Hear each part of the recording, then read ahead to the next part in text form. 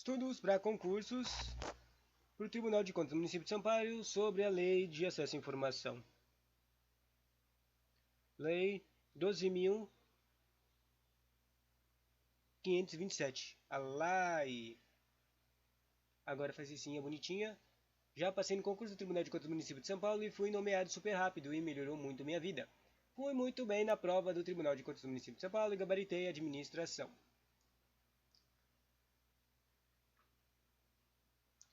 Agora vamos ler. Quer saber? Eu vou ler tudo de uma vez. Tem cinco conteúdos, quatro conteúdos básicos da lei de informação. Tem um problema aqui que não está numerado direito aqui. Tem princípios e diretrizes da lei.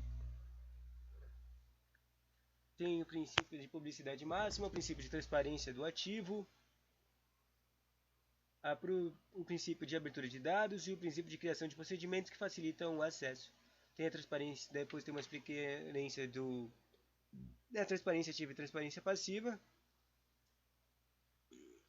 Depois fala dos recursos administrativos da lei, né, que sempre tem recurso para qualquer coisa.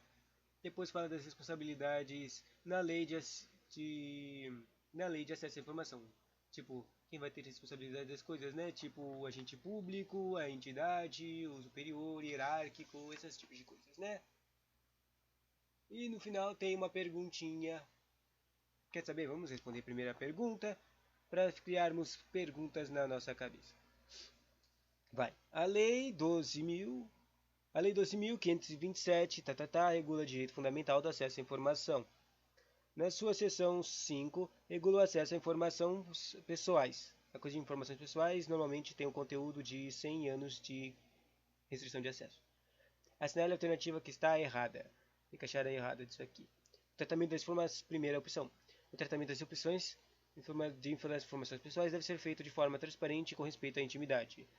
Vida privada, a honra e imagem das pessoas, bem como as liberdades e garantias individuais. Isso está certinho. E se for mexer com elas, né, tem que ser de forma transparente e com respeito. Faz sentido, certo? O consentimento, segunda opção, o consentimento expresso na pessoa a que elas se referirem não será exigido. Consentimento não será exigido quando as informações, tipo, sempre precisa do consentimento. Só que agora ele fala que não será exigido, daí ele tem que falar a hipótese que não é exigida. Quando as informações forem necessárias ao quê? A prevenção e diagnóstico médico, quando a pessoa estiver física ou legalmente incapaz para utilização única e exclusivamente para o tratamento médico. Ou seja, só pode contra ter as informações pessoais para cuidar da vida das pessoas ou que influencia a vida de outras da sociedade. Tipo uma doença endêmica, sacou? O terceiro ponto é o consentimento de expresso de pessoa que a que elas se referirem será exigido quando as informações forem necessárias ao cumprimento de ordem judicial.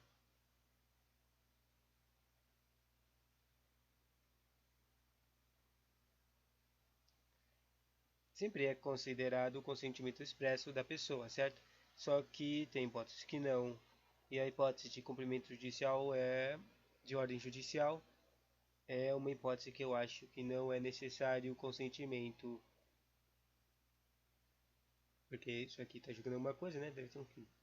Bom, próximo ponto, a restrição de acesso às informações relativa à vida privada, a honra e imagem de pessoa não poderá ser invocada com o intuito de prejudicar o processo de apuração.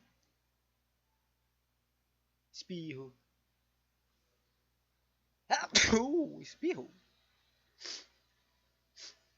De novo, a restrição de acesso à informação relativa à vida privada, à honra e imagem de pessoa não poderá ser invocada com o intuito de prejudicar o processo de apuração de irregularidades em que o titular das informações estiver envolvido, bem como em ações voltadas para a recuperação de fatos históricos de maior relevância.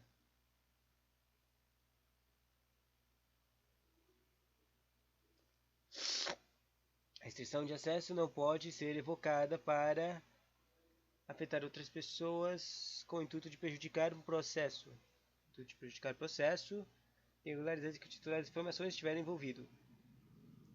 Ou seja, no caso aqui, o cara está envolvido num processo. E daí o cara pede uma restrição de acesso para que das informações dele para que não sejam investigados direito, sacou? E isso não pode. Em que E é isso que ele está falando aqui.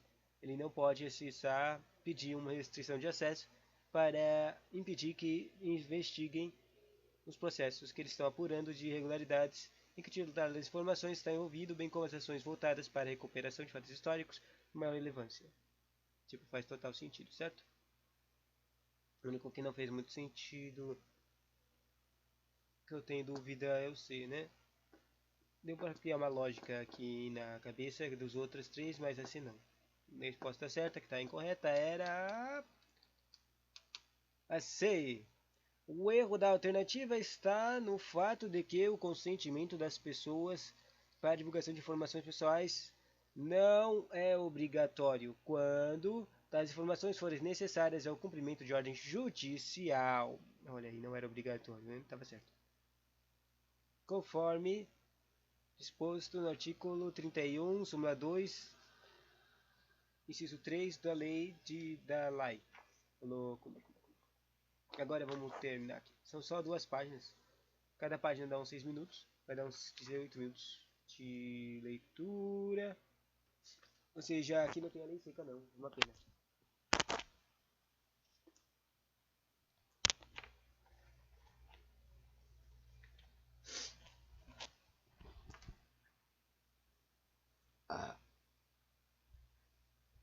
Antes de realizar uma análise comentada da Lei 12.527, que dispõe sobre o direito do acesso à informação, convém realizar uma breve introdução sobre o tema.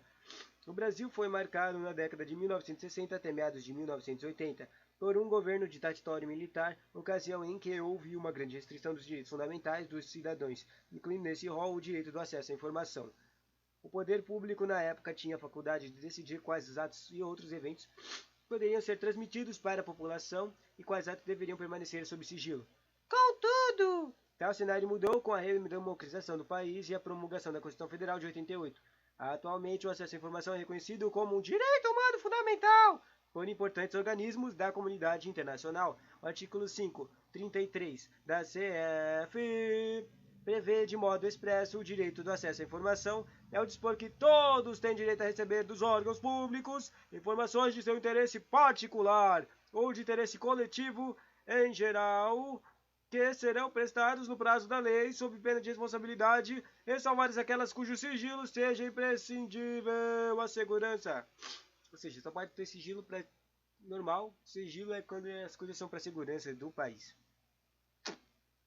Assim, as noções de publicidade e de transparência passam a se tornar princípios basilares da administração pública no artigo 37, e como uma forma de melhor regulamentar a referido disposto constitucional, surge a Lei de Acesso à Informação, a LAI, que analisaremos segundo seus princípios dispositivos, os princípios e diretrizes. A Lei de Acesso a Informações, a LAI, é considerada um divisor de águas em matéria de transparência pública, pois, entre outros princípios, define que o acesso à informação é a regra e o sigilo é a exceção, né? Isso é sempre a coisa que falam quando falam da lei, essa é sempre faz que fala. A regra, publicidade é a regra, sigilo é a exceção. Publicidade é a regra, sigilo é a exceção. Todo tem direito de receber dos órgãos públicos informações de seu interesse particular, coletivo ou geral em que serão prestadas no prazo da lei, sob pena de responsabilidade, ressalvadas aquelas cujo sigilo seja imprescindível à segurança da sociedade, do Estado, assim as noções... Vamos lá. Qualquer pessoa física ou jurídica poderá solicitar acesso às informações públicas, isto é, aquelas não classificadas como sigilosas conforme os procedimentos que observará, as regras de prazos, instrumentos e controle de recursos previstas, sendo o dever do Estado garantir esse direito fundamental que será franqueado mediante procedimentos simples e objetivos de forma transparente, clara e de fácil compreensão.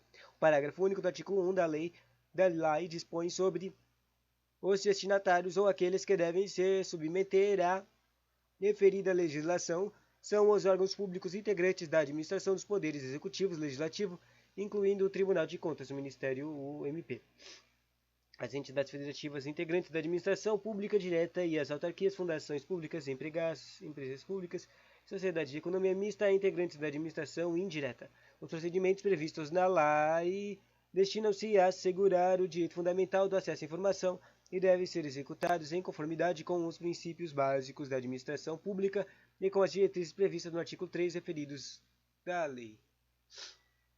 Princípio de publicidade máxima. A abrangência do direito da informação deve ser ampla no tocante à quantidade de informações e órgãos envolvidos, bem como a quantia quanto aos indivíduos que poderão reivindicar esse direito. O princípio de transferência ativa a obrigação de publicar. Os órgãos públicos têm a obrigação de publicar informações de interesse público sem necessidade de provocação dos interessados.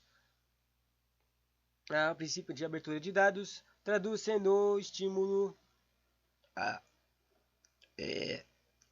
disponibilização de dados em formato aberto utilizado livremente e cujo acesso é facultado a qualquer do interessado. Princípio de criação de procedimentos que facilitam o acesso. Os pedidos de informações devem ser processados mediante procedimentos ágeis de forma transparente em linguagem de fácil compreensão, com possibilidade de apresentação de recursos em caso de negativa de informação. O recurso disposto na referida lei não é o remédio constitucional denominado habeas data, cujo regulamento se encontra-se na Lei 9.507. Sobre a transparência ativa e a transparência passiva e ativa. Qual será a diferença entre elas? Não sei. A lei estimula exaustivamente a iniciativa da transparência, que pode ser dividida em duas espécies. A transparência ativa consiste na obrigatoriedade dos órgãos e entidades públicas por iniciativa privada própria de divulgarem informações de interesse geral ou coletivo, salvo aquelas em que contenham informações que mereçam especial proteção, em razão do seu alcance e caráter sigilo. Sobre o tema caput do artigo 8 da lei é bastante claro ao expor que é dever dos órgãos das entidades públicas promoverem, independentemente do requerimento, a divulgação em todo local de fácil acesso, no âmbito de suas competências, de informações de interesse coletivo ou geral por eles produzidos ou custodiados. Legal, né?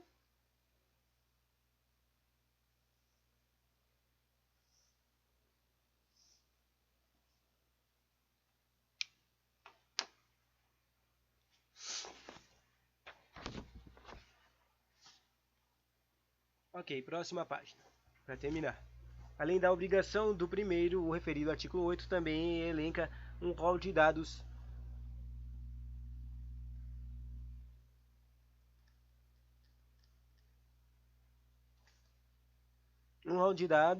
que devem obrigatoriamente constar em divulgação de informações pelos órgãos e entidades públicas, dentre os quais destaca-se o registro de competências e estrutura organizacional, os endereços e telefones das respectivas unidades e horários de atendimento ao público, o registro das despesas, as informações concernentes aos procedimentos licitatórios, incluídos os editais e resultados, bem como todos os contratos celebrados e as respostas às perguntas mais frequentes da sociedade. A lei definiu a internet como sendo o canal obrigatório para a divulgação das iniciativas de transparência ativa, conforme depende do seu artigo 8, súmula 2. Para cumprimento de disposto no caput, os órgãos e entidades públicas deverão utilizar todos os meios e instrumentos legítimos de que dispuserem, sendo obrigatória a divulgação em sítios oficiais de rede mundial de computadores. Por outro lado, a lei também estabelece procedimentos e ações a serem realizadas pelos órgãos e entidades públicas de forma a garantir o atendimento ao princípio de transparência passiva. A transparência passiva ocorre quando algum órgão ou ente é provocado pela sociedade a prestar informações. A obrigatoriedade de prestar as informações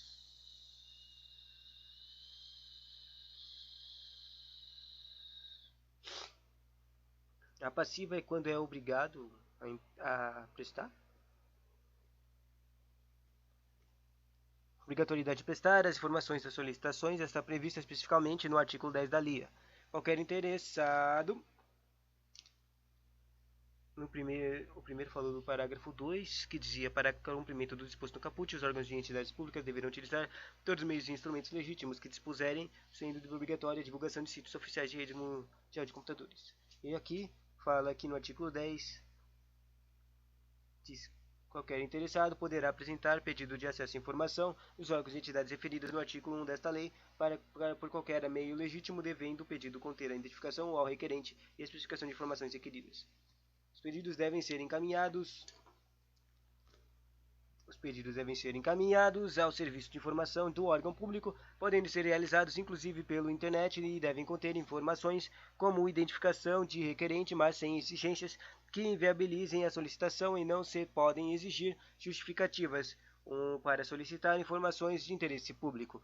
Uma vez recebido um pedido de informação, o poder público deve autorizar ou conceder acesso imediato à informação. Não sendo possível acesso imediato em até 20 dias, o órgão deve responder ao requerente representado a data, local e o modo para se realizar o acesso, às razões para se recusar o acesso pretendido. O comunicado que não possui a informação ou que não encaminhou o pedido, ou órgão que realmente detém informações, tal prazo poderá ser prorrogado por mais de 10 dias mediante justificativa apresentada a ente público. Opa, louco essa parte final aqui, né? 20 dias, 20D, 10D.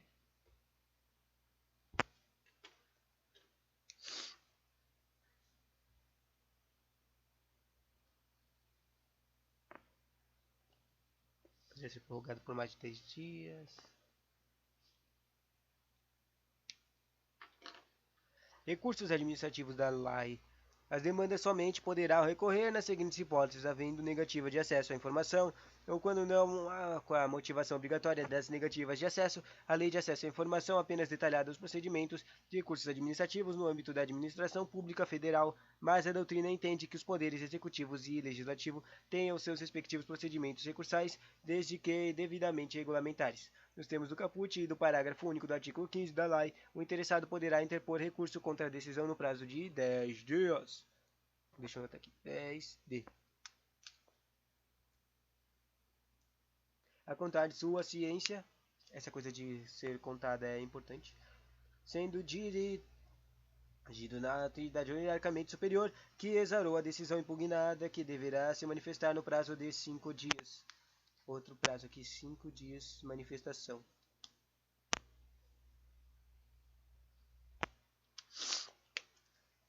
O serviço de busca e fornecimento da informação é gratuito, salvo nas hipóteses de reprodução de documentos pelo órgão ou entidade pública consultada, situação em que poderá ser cobrado exclusivamente o valor necessário ao ressarcimento do custo dos serviços e dos materiais utilizados. Negado o acesso à informação pelos órgãos ou entidades do Poder Executivo Federal, o requerente poderá recorrer à Controladoria Geral da União, que terá o prazo de 5 dias para decidir sobre o referido pleito. E 5 dias, louco. 5 dias sobre o referido pleito.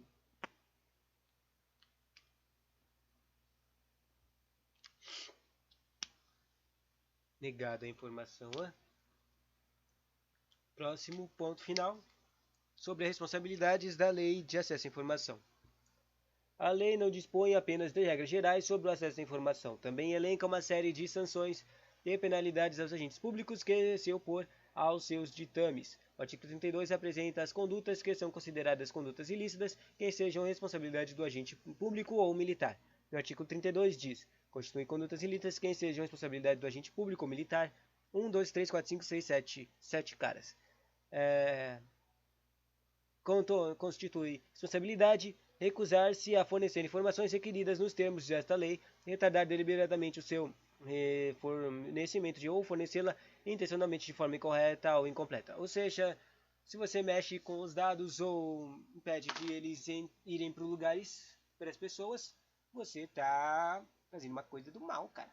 Então, você vai ser responsabilizado. Segunda responsabilidade, você é responsabilizado quando utilizar indevidamente, bem como subtrair ou destruir ou inutilizar, desfigurar ou alterar, ocultar total ou parcialmente as informações que se encontrem sob sua guarda ou a que tem acesso ao conhecimento em razão do exercício de suas atribuições de cargo, emprego ou função pública. Ou seja, se você fizer qualquer coisa com as informações que você tem por causa do seu emprego, você vai ser responsabilizado. Terceira responsabilização. Você é responsabilizado quando agir com dolo ou má fé na análise de solicitações de acesso à informação. Se você recusar um pedido de acesso à informação sem nenhum motivo, só porque você quer ser do mal, daí você está sendo do mal e isso é dolo e isso é responsabilidade. Você também se responsabiliza quando divulgar ou permitir a divulgação ou acessar ou permitir que o acesso indevido de informação pessoal. Ou seja, você não pode dar informações pessoais de outras pessoas e não pode deixar que outras pessoas acessem essa informação. Então, vai se responsabilizar. Impor sigilo à informação para obter proveito pessoal ou de terceiro para fingir ocultação de ato de ilegal ser cometido para si ou para outro. Normalmente você pensaria que as responsabilidades e os crimes seriam só quando você está revelando coisas, não. Revelando segredos, certo? Mas não. Se você também usar o fato de uma informação e torná-la segreda para conseguir algum tipo de vantagem, deixar ela em segredo, ou seja, não revelar informações, ou seja, manter em segredo, você está cometendo crime também. E também é responsabilizado ou ocultar da revisão da autoridade superior competente informação sigilosa para beneficiar a si ou a outrem ou a em prejuízo de terceiro. Mesma coisa ali, o cara está, ao invés de impor fazer uma coisa ficar em segredo, ele está só escondendo mesmo. Para que escondendo de uma pessoa importante que tem que revisar essa coisa. E a última responsabilidade é destruir ou subtrair ou em qualquer meio documentos concernentes às possíveis violações de direitos humanos por parte de agentes do Estado. Isso aqui é por causa do teco dos agentes, dos policiais militares e das coisas da ditadura, né? Isso é importante, mas eu nunca vi cair numa prova. Vai. Os agentes militares serão penalizados segundo o regimento próprio, podendo ser considerados transgressões médias ou graves. Já os demais servidores públicos submetidos ao regime da Lei 8112, a prática de tais condutas enseja a pena de, no mínimo, suspensão. Por fim, a lei também prevê penalidades para as pessoas físicas e entidades privadas que detiverem informações em virtude de vínculo de qualquer natureza com o poder público e deixarem de observar os princípios e diretrizes da referida lei, podendo ser punidos com 1, 2, 3, 4, 5. 1, 2, 3, 4, 5, 6, 5. Só tem ABCDE, 5 coisas de punições. A primeira punição é a advertência. A segunda punição é a multa. A terceira punição é a rescisão de vínculo com o poder público. A quarta punição é a suspensão temporária e participar em licitação e impedimento de contratar com a administração pública por prazo não superior a 2 anos. Suspensão por 2 anos. E a última pena é a declaração de inidoneidade para licitar ou contratar. Ou seja, o cara não vai. Uma declaração de inidoneidade, o cara não pode poder contratar até que seja promovida a reabilitação perante a própria autoridade de aplicação. Inibilidade. Declaração de inidoneidade. Declaração de inidoneidade. E assim termina o vídeo do conteúdo que eu tenho aqui da apostila, né? Só pra você ver que é mó pouco. O conteúdo que eles deram na apostila aqui, pra ler de informações. A verdade é que a Vunesp realmente não dá muitas perguntas da lei de informações. E se eles respondem é só as coisinhas, se eles dão só uma pergunta básica, extremamente básica, muito fácil. Então, só para terminar o vídeo, vamos pesquisar o que é inidoneidade. Inidoneidade. Idoneidade não, é inidoneidade. Inidoneidade.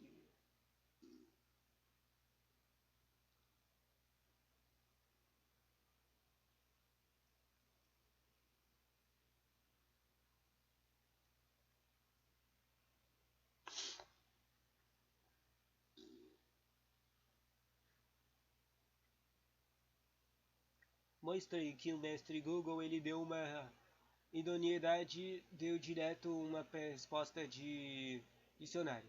Mas no idoneidade não aparece, mas aparecem coisas de jurídicos. Obviamente, se você entender lógica, com certeza a inidoneidade é ao contrário de idoneidade. Com o inzinho é o contra idoneidade. Já que idoneidade é suitability, ou seja, a capacidade de ser qualidade de quem é idôneo, ou seja, que serve para alguma coisa, que é justo, esse tipo de coisa. Então, se você, ou seja, que não serve para contratos. Isso aqui, uma declaração de inidoneidade significa que o cara não serve para contratos, para licitar ou contratar. Uma declaração de não ser preferível, né? Louco, louco, louco, louco. O próximo conteúdo vai ser sobre o decreto municipal 53.563 que cai para o Tribunal de Contas do município de São Paulo. Essa aqui sempre cai junto com a lei de informações. Aí tá para quase todas as mesmas, escrito praticamente quase todas as mesmas coisas. Mas tipo, tem alguns artigos que estão escritos. Artigos que estão escritos algumas disposições ou alguns termos. Como é que se diz? Tem artigos que explicam alguns termos, é isso. Bom, tchauzinho.